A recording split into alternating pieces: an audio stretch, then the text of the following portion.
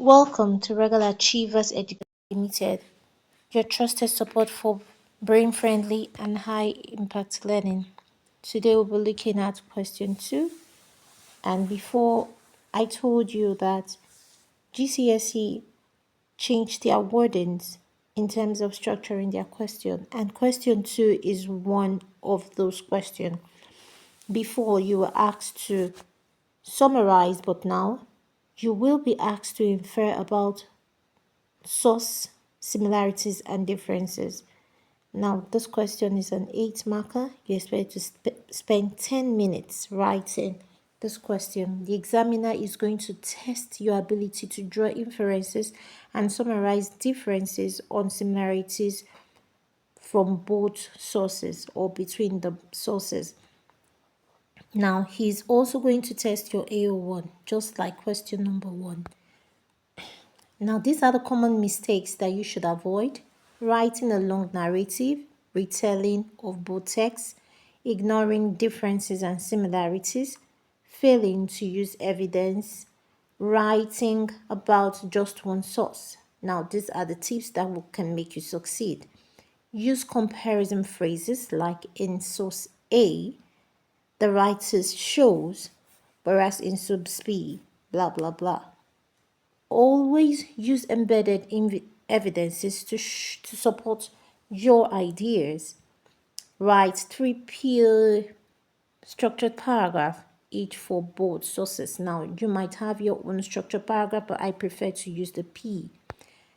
Now, what is the P? The point, evidence, inference, evidence, inference, evidence, inference. Now, the point is to introduce your point. Then the evidence is to support with a quote or example. Then inference, explain and analyze evidence further support your point. Then for the inference, you have to explain and deepen your analysis, still from the same source, from a particular source. Then the other one, which is the evidence, give more evidence if needed. Then the inference, finally, explanation and link. You're going to finally give an explanation and link it to the point. Now, why you should use P? It encourages deeper analysis. It helps structure paragraphs clearly. It builds a strong argument with layers.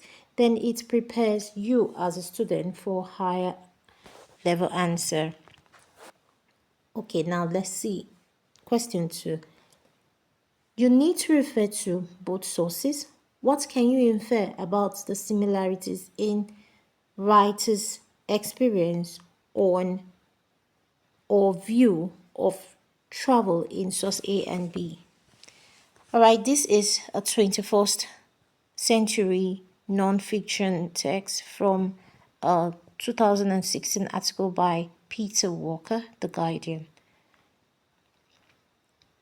Ask many people who ride a bike regularly in the UK and they'll happily recount a list of terrifying or alarming accidents caused by the deliberate action of another road user, usually someone in a motor vehicle. My last such incident happened just under a week ago when a driver decided to overtake my bike very closely and at speed on a narrow residential street near my home in southeast London. I was unharmed, but the driver was gambling on the assumption that I would not, for example, hit a sudden pothole or swerve or wobble. Inevitably, the congested traffic meant I caught up with the driver at the next junction. He relatively minor, but nonetheless very real roll of the dice with my chances of making it home safely that evening had all been for nothing. That's appallingly common. The things to grasp is that it's about the person, not the mode of transportation they happen to be using at the particular time. As well as cycling, I walk, use buses, and train. Sometimes drive, occasionally get planes. My personality is not changed or defined by any of those. I get the sense that all these forms of transport are populated by roughly similar proportion of idiots.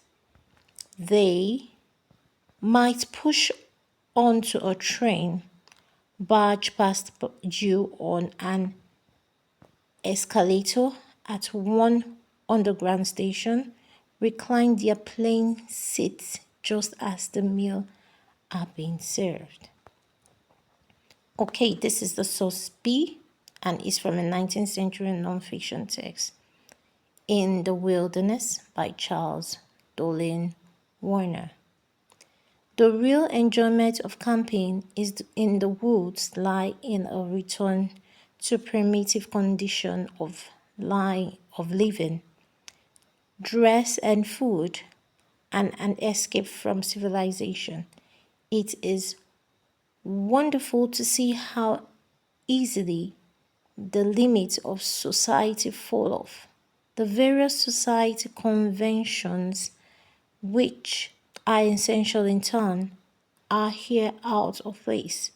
The daily discipline of etiquette, which is wholesome in social life, is here an encumbrance.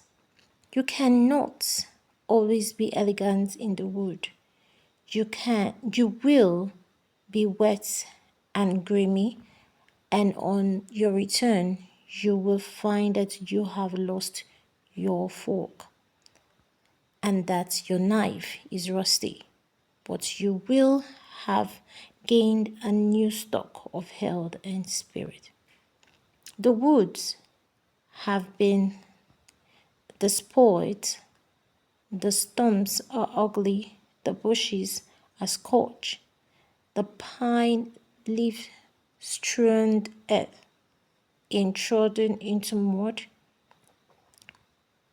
I'll take that again. The pine leaf strewn earth is trodden into mud. The ground is littered with all the unsightly debris of a hand-to-hand life. The dismantled shelter is a shabby object. The charred and blackened logs where the fire blaze suggest the extinction of life. Man has wrought his usual wrong upon nature. Okay, now following the question, he says that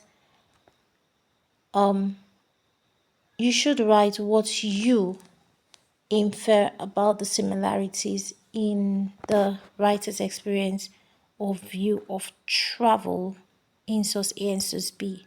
All right, the first one is a road travel, while the other one is the travel to a desert or to a desert here. So in this, we are to do a P paragraph, and then it says that in paragraph A, both writers shows the travel can involve discomfort and risk, but they continue engaging in it. In source A rather, the cyclists, or I take that again, the points, okay, for both writers shows that travels can involve discomfort and risk, but they continue engaging in it. In source A, the cyclists recall being overtaken very closely and at speed on a narrow residential street. Now, this shows that the traveling by bike can feel dangerous and threatened, yet the writers still cycled regularly. Wine source B. The camper said you will be wet and grimy and that your knife is rusty. This suggests camping is uncomfortably or comfortable and physically demanding, but the writer sees it as part of experience. Now, for the other evidence in both cases, the writer accepts the downside as unavoidable elements of meaningful travel. Now, for the final inference, you will infer that despite danger or comfort, both writers value their experience for which they offer personally. Now, you're going to do this 3 times because you're expected to write 3p paragraph, but you're going to select your point from different areas of the text. All right, so finally, put them together. Don't leave them in the point evidence, inference evidence, and the rest. Put all of them together, and then you get a complete paragraph in this form. With that, we'll come to the end of today's review on paper 2, question number 2. See you soon, and bye for now.